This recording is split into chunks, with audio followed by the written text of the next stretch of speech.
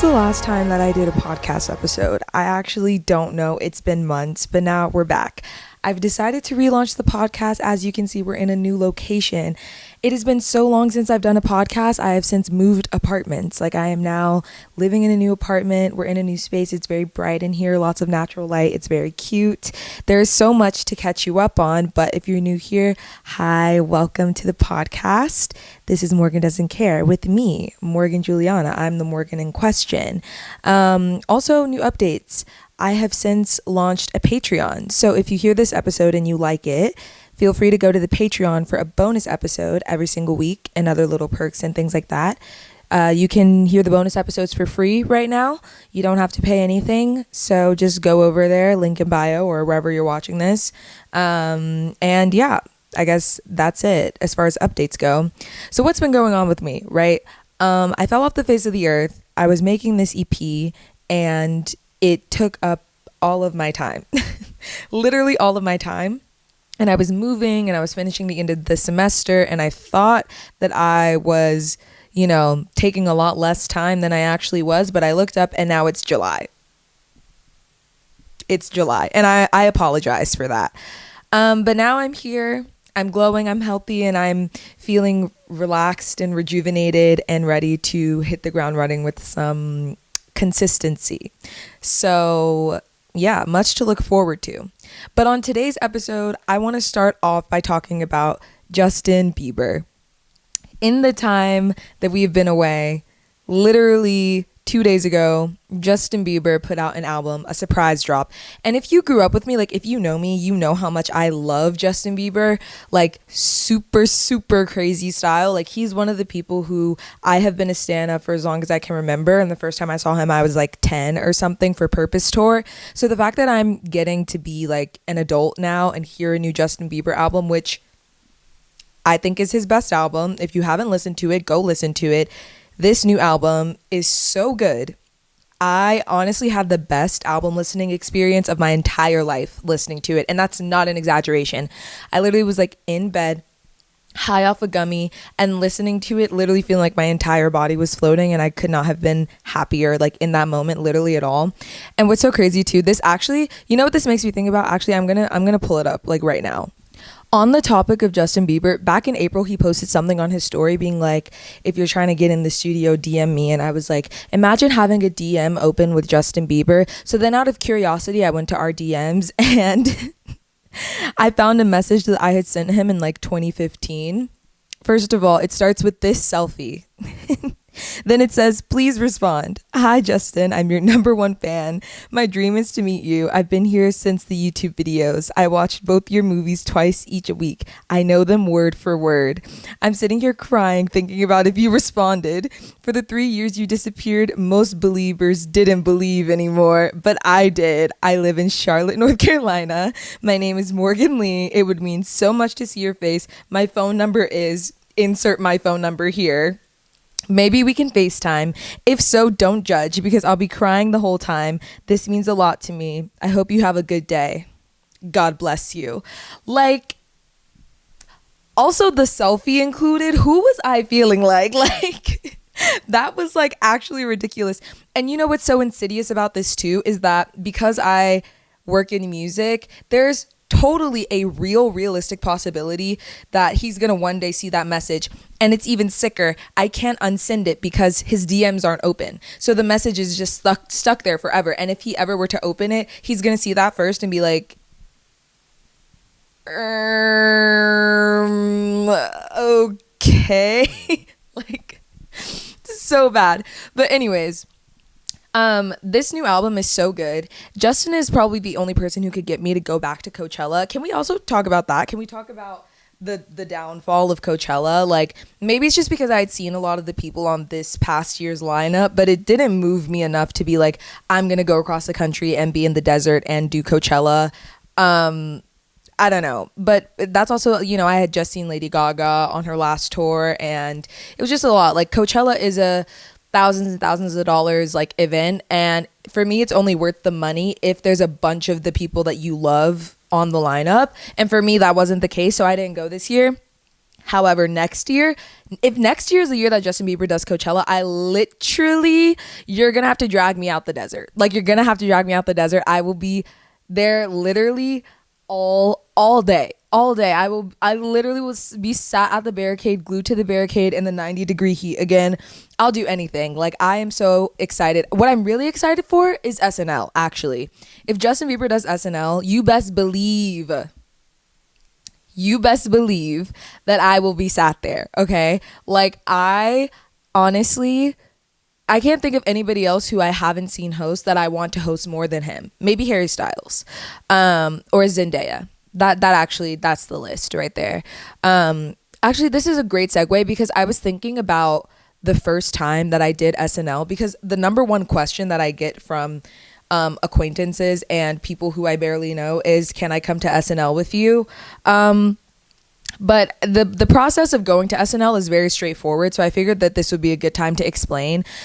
First of all the instructions are on the NBC website. I'm not doing anything special. Obviously, I know people there now, but it's like, you can also go. So I always do the standby line. And basically, the Thursday before a show, online, they will post pretty much a little like Hunger Games style. You need to click really fast and get a number. So basically at 10 a.m. it'll pop up. You can pick either dress rehearsal or the live show. Dress rehearsal happens 2 hours before the live show, or 3 hours before. So pretty much it's the exact same show, except you get to see all the sketches that are going to be cut, and you actually get to be in the studio longer because it's like 30 minutes longer than the live show. So I prefer dress rehearsal too, because you get out earlier and then you can see the changes that they made from dress to live, which I think is cool. But also live sometimes has better surprise guests, and it's usually a funnier show because they use dress to trim down all the fat. But anyways, you can pick which one, you put in your information, you select your group size. This past season, in the middle of the season, they changed the group size from 4 to max 2. So if you are reserving, you can no longer bring 3 other people with you in your party, only 1 other person, which is super annoying. Anyways, and then after that, you get a number, right? And that number is your spot in the physical line on Friday night. So Friday, you actually physically go to line up outside of 30 Rock from 7 p.m. until midnight. Right? Like, that's how that works. So at midnight, then they hand you your standby card, which has your actual number, because of course some people who get a number end up not showing up. So there's some people who won't show up in line, and then you don't have to worry about that. So you're going to drop down a little bit, and then whatever number is on the card that you end up with at the end of the night, that's your spot when you show back up Saturday to go into the show.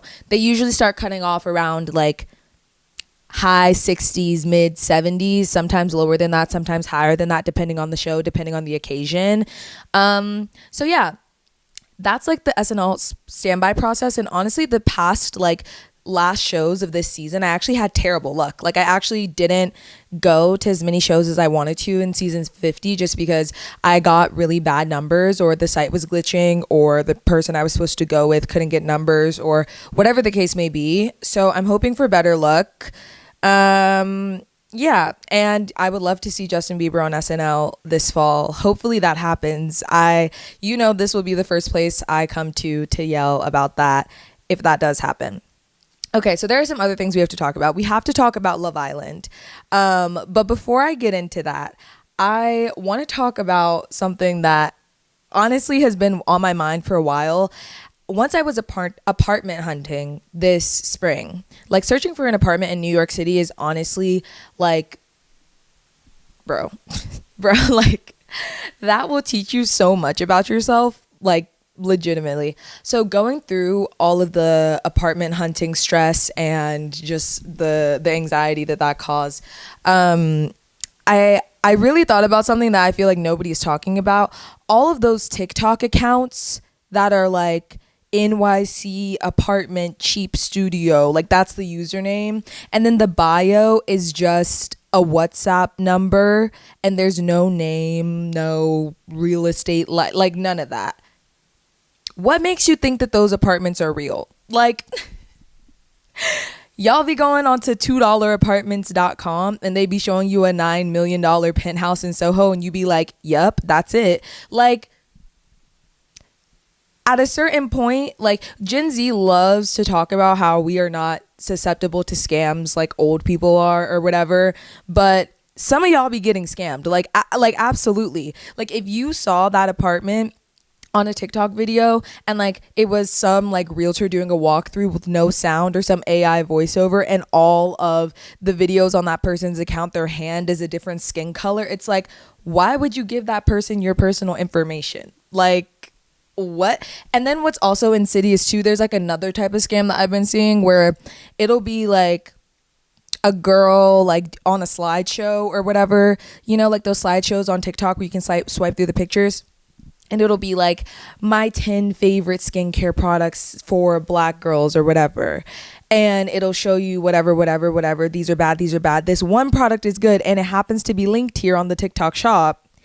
And then everybody in the comments is like, oh my gosh, yes, I'm gonna get that. But if you go to the account, it's like the account is filled with all these little slideshow posts, all with different people, all with different skin colors, with different whatever, basically just like trying to farm on the TikTok shop. And it's like, y'all saw this and thought, yes, this is so real. Like, we just need a little bit better judgment. Like, this has begun to like irritate me, and I've been spending a lot more time on TikTok lately because of like the release of this single that I just put out, and like trying to scroll more just because engagement and all that stuff. So it literally has been like a plague.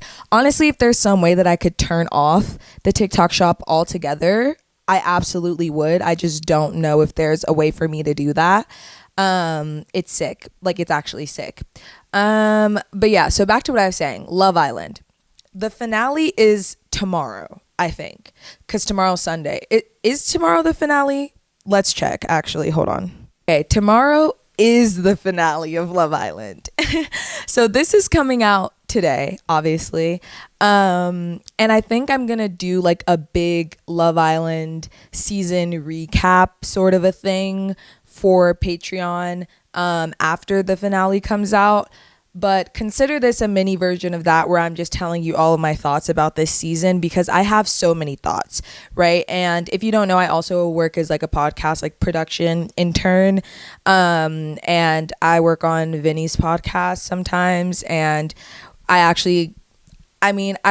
would call it a heated debate, but it was more so like me just bothering him and disagreeing with him about Nicolandria. Now, let me say this. I have never supported a crack ship in the way that I am supporting Nicolandria. It brings out something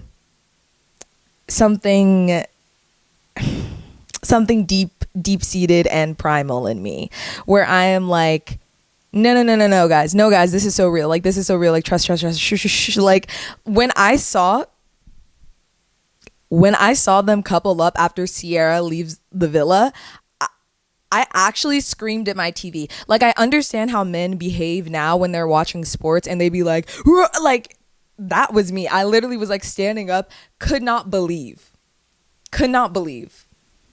Let me say this. For anyone who is saying that Nicolandria is forced, I need you to go back to episode 1, to the first challenge that they did, where they were kissing people who they think they want to get to know, who they were open to, whatever. Who kissed Alandria in the challenge? Nick. Okay, like, it doesn't stop there though. Mind you, every conversation Nick had with Sierra is like, you know, oh my gosh, this is her coming back from the date. Sierra is like, oh my gosh, he said that I'm the only person in here for him, and that like I'm the only girl for him.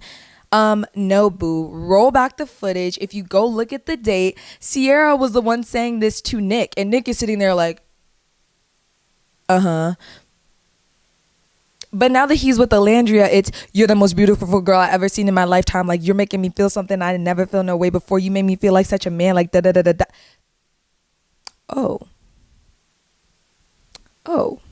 you think that's acting? Like, I'm confused. I'm honestly confused. And then it's like, well, what did you want him to do? Like, they've explored connections. They decided they were the best connection, but now y'all are saying that they're scamming. You know who's actually scamming? Pepe. Pepe is a scammer. Every time he comes on my screen, I'm like, you're literally scamming right now, because I don't buy this Iris and Pepe thing at all. It seems like they barely like each other. Is it just me? Like, obviously, I think Pepe and Hannah like could have made it to the finals if Hannah obviously didn't go home. But something about Pepe and Iris, literally, like, do you think I'm stupid? Like, do you think I'm stupid? You want to talk about force? You want to talk about playing the game? You want to talk about just trying to touch the 100K? That's them. That's not Nick Alandria, so don't play. Don't play, don't play, don't play, don't play. Next, Shelly and Ace getting voted off. What are we doing? What are we doing? Like, at a certain point, it just becomes bad TV. Like, this is bad producing work. That's how I felt when I was watching the Grammys. And who did they have? Did they have, like, it was like Diana Ross present the Grammy to Kendrick Lamar instead of presenting Album of the Year to Beyonce. I was like, who produced this? That's how I feel with Shelly and Ace getting voted off. It's like, it honestly boggles my mind. Honestly, all of the hate train on like Shelly and Alandria and calling them mean girls and everything, I'm sorry if you one of them. This is not a safe space for you. I feel like I'm watching a completely different show from everybody, especially now that people are now leaving the villa and speaking their truth and being like, actually, we think Shelly was kind of justified. Oh, right. Because of course she is. See, this is where y'all are losing me. Y'all lose me when Huda crashes out for 50 days and 50 nights at the start of the season. And mind you, we started watching it late, Elio and I. So we literally had to binge and catch up over the course of 3 days. And I had to sit through this and be like, how is she still on the show? Like, legitimately. But okay. We let her get a redemption arc. I'm not saying she shouldn't even have that. We let her get a redemption arc, but we can't let Alandria. Okay, Alandria was in the wrong for bringing up that kiss between Huda and Chris, because who cares? But we're gonna let Shelly like not have a chance to be upset about this when everybody has said that it was crazy that Huda was throwing it back in Ace's face. Like, and nobody's saying that Ace isn't in the wrong for that either. But it's definitely like, how does that make Shelly a mean girl?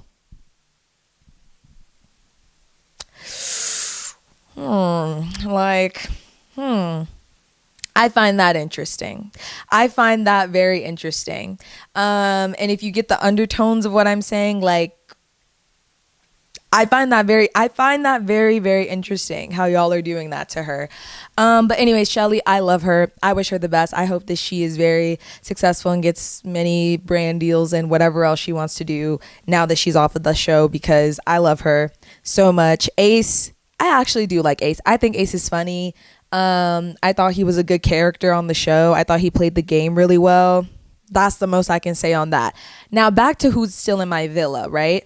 Amaya, I love Amaya. And I think Amaya and Brian are going to win the show. However, in the past few days, people have said that Brian and Amaya are low-key giving scam. Not Amaya, but like Brian is giving scam. Like he's trying to, like just be interested in Amaya now because he sees that it's the best way for him to end up in the final, which I don't disagree with that take. I don't disagree with that, but it doesn't sit right with me just because I felt like watching them that I was getting giddy, It felt so real that I'm like, why wouldn't he be interested in her? And what are you trying to say? You know what I mean? Like, I don't know about that. But anyways, back to Nick Alandria. I feel like I am just like the crazy lady on the side of the street trying to like wave a pamphlet in your face and tell you about Jesus. Like, have you heard about Nick Alandria? Have you heard about, like, I'm literally going to be 80 years old, like in a nursing home, literally like, he said that she was the most beautiful girl he's ever seen in his lifetime. Like, literally. Literally, I'm going to be talking about this forever. And I know it makes me so annoying, but I honestly cannot help it. They're so cute. Also, we were watching it the other day and I was like, bro, I need the cameraman during the challenge where Alandria and them, they were like twerking in the... I said, I need the cameraman to put on the freaking like meta glasses and like zoom... get as close as possible because I need to feel like I'm watching this shit in like VR. She's so bad. She's so bad. Like, it's actually crazy. Like, every time I see her, first of all, she makes me want to sit up. Like, my posture, I'm like, let me let me, because every time I see her on screen, she's very much,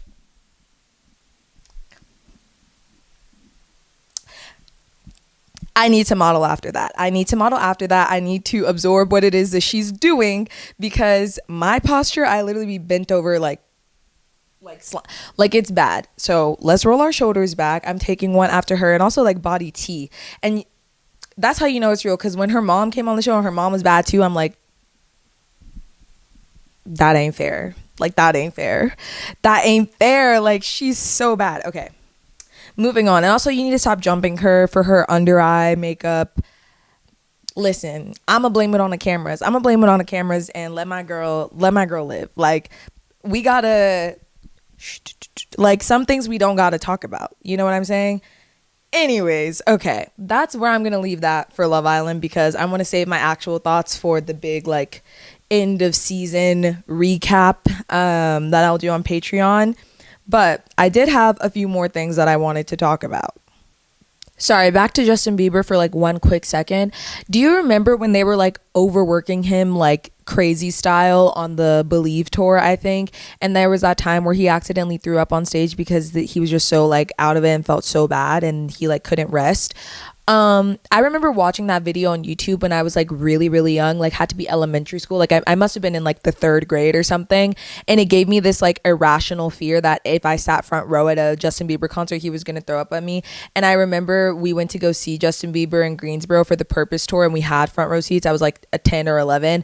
And I remember going to bed the night before being like worried that he was going to throw up on me. Isn't that so insane? Like, that just unlocked a memory. Like, talking about Justin Bieber today, I was like, why did I think that? And also, that's like crazy. That's literally such an irrational fear that like a child would have. Like, I'm still scared of like the Cat in the Hat from when I was little.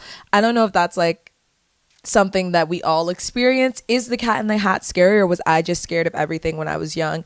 That's also, there's other stuff like that where when I was little, I was absolutely terrified of it, like the chickens or whatever they are, the turkeys from Cloudy with a Chance of Meatballs 2, where they're like sentient and they're like running around and stuff, and then like Brett or whatever his name like gets inside one of them, and it's like, it's literally feels like I'm watching like body horror. Like, I just like, oh no, it still scares me. I watched that movie like last year for the first time since middle school maybe, and it was horrifying. It was just as horrifying as I remember. I feel the same way about Charlie and the Chocolate Factory with Johnny Depp. That his Willy Wonka is horrific, literally so scary. I feel like, I hope we're all on the same page. Also, if you're not watching this on YouTube right now, I'm sure you're like listening to me like put the microwave from my mouth like this whenever I'm gesturing, and you're like, where's the sound going? It's because I'm like pausing for dramatic effect. Okay. Anyways, how are we doing on time? Okay. Was also, since I last did the podcast, I made my Left for Rat debut, which, you guys, I love Left for Rat. Like, that account I have been following since middle school, easily. And they posted this reel that I made about the time that I dressed up like a Kylie Jenner eyeshadow palette for Halloween, and I actually freaked out. Girl, I don't know who runs that account. I think it's a girl.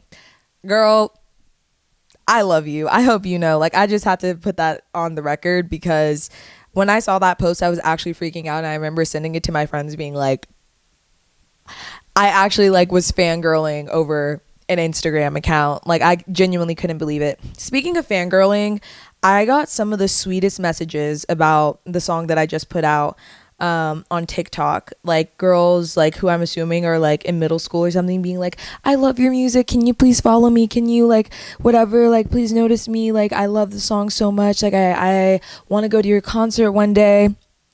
And that is like super sweet and like motivating, because I won't lie, there was like a little bit of a period there where I was feeling like a little discouraged, just because when you're like an independent artist, you quite literally are doing 57 million different jobs.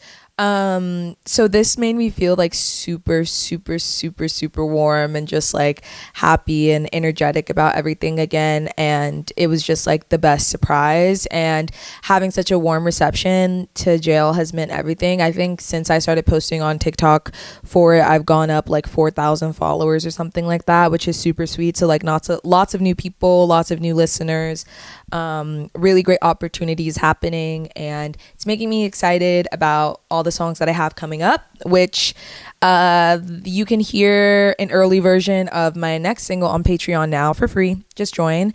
And I'm gonna put that out soon. So it's just lots of cool stuff that I'm working on, lots of cool people that I'm meeting, and I've never felt like more creative or excited to just like grind and follow my dreams and whatever. And yeah, so that's like a little bit of an extra life update where, you know, things are just going really well, and I'm feeling super excited and grateful and, you know, productive and everything. So I'm excited to just see what happens, see where it goes.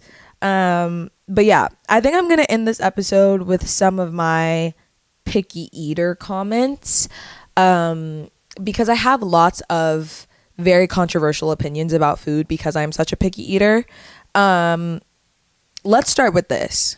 I feel like everybody is experiencing mass psychosis if your favorite root beer is anything other than Barks.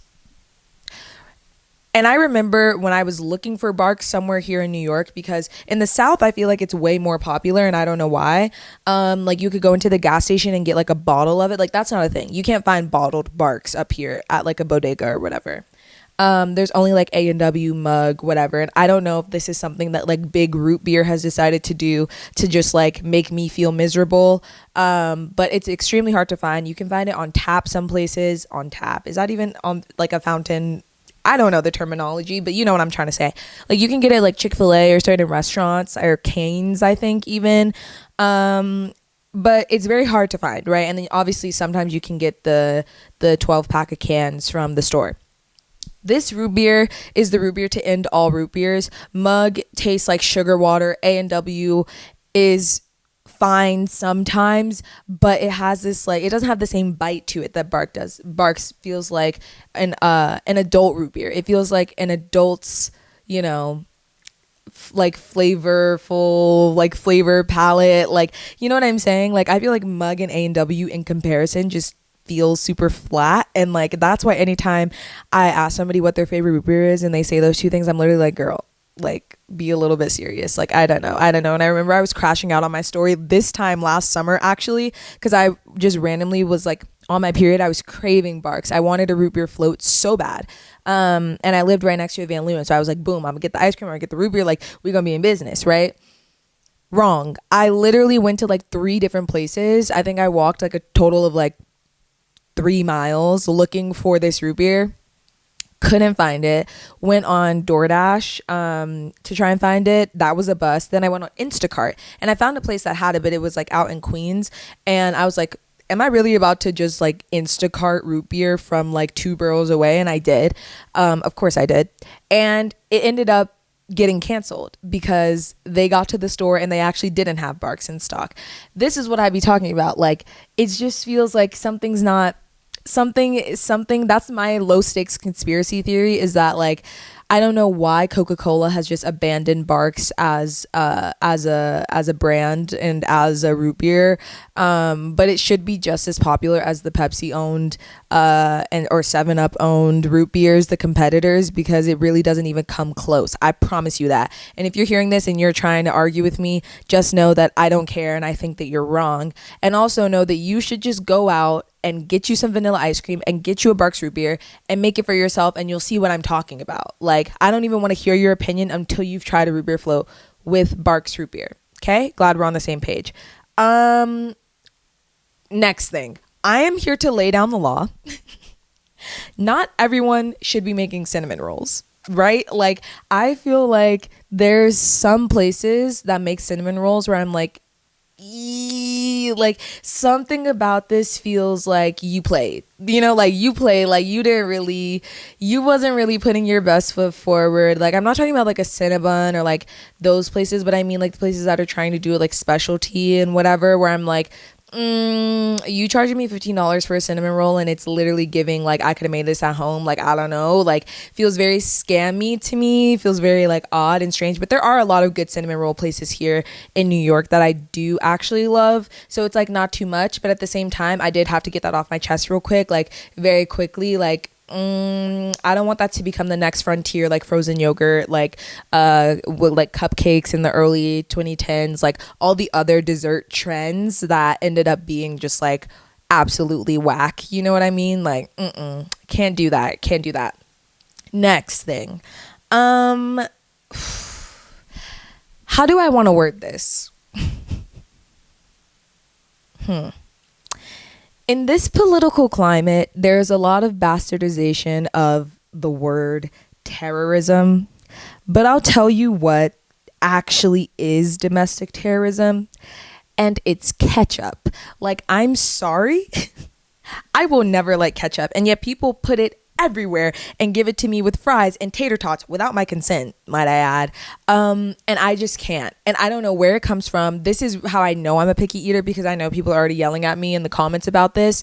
But for me, it's just like, oh my gosh, you know what I mean? Like, the taste, like the smell. Even when Elio and I are eating together and he has ketchup, I literally go sit like away because I just can't even take the smell of it. And I don't know what it is, because I like marinara sauce, I like pizza sauce, like, you know, I like all other red tomato sauces. I like barbecue sauce, that's tomato based. But ketchup, I don't know what it is about it, but something about it I just cannot get behind. And I know y'all are mad. I know you're mad, and I hear you in the comments, and I know you're yelling at me, and I'm sorry.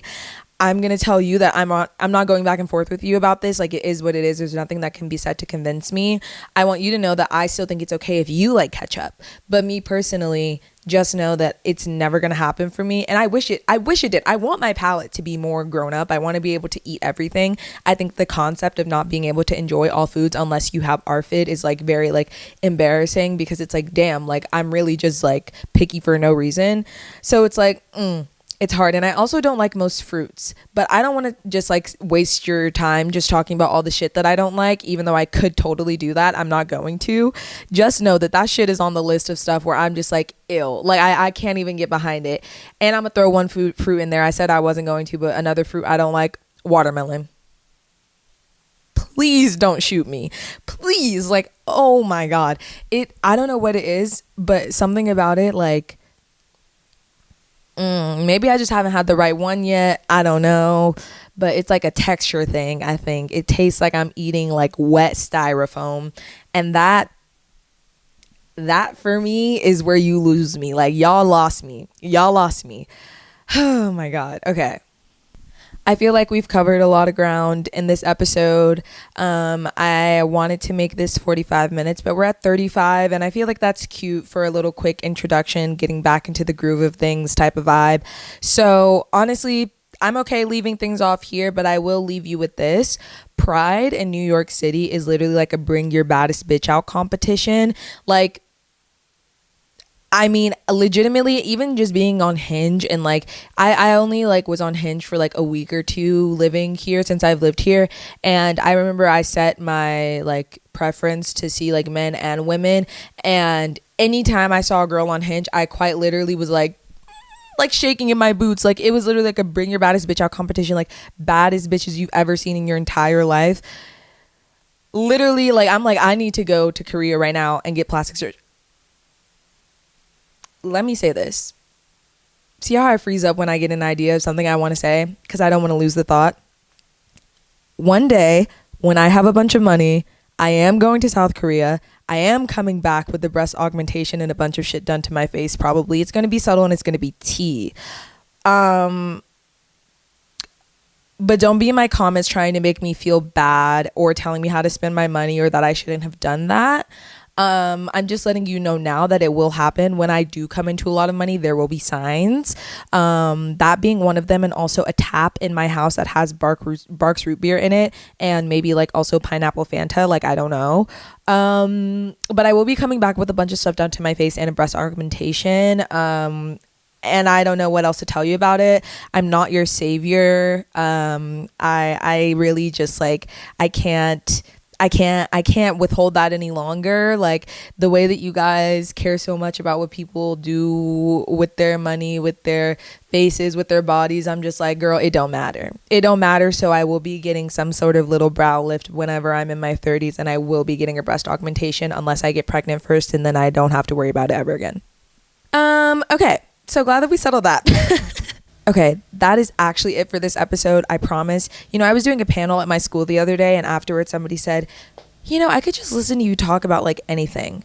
And that really motivated me to go film a new podcast episode. So shout out to David. You can find me on all socials at morgandoesntcare, Instagram, TikTok, Twitter, all that stuff. It's all linked down below, link in bio. Please join the Patreon. It's free. And if you join as a paid member, you get shout out at the end of every single podcast episode, plus bonus episodes of new music, early access to merch, all that other stuff. I'm really bloating it up because we don't know what's going to happen with TikTok. We don't know what's going to happen with Instagram. And Patreon is a little bit more stable and also funds my music directly. So if you would love to subscribe and get some more content, please do. Link is in the bio. Would love to see you over there. And what else is new? New single coming out soon. Listen to Jail right now on all major streaming platforms under my artist name, my actual name, Morgan Julianna, linked also at the same link in bio. And yeah, anything you want me to talk about, anything you want to see an episode on, anything you want to see on the Patreon, leave a comment or DM me or message me your ideas. And yeah, I'll see you guys in the next one. Bye.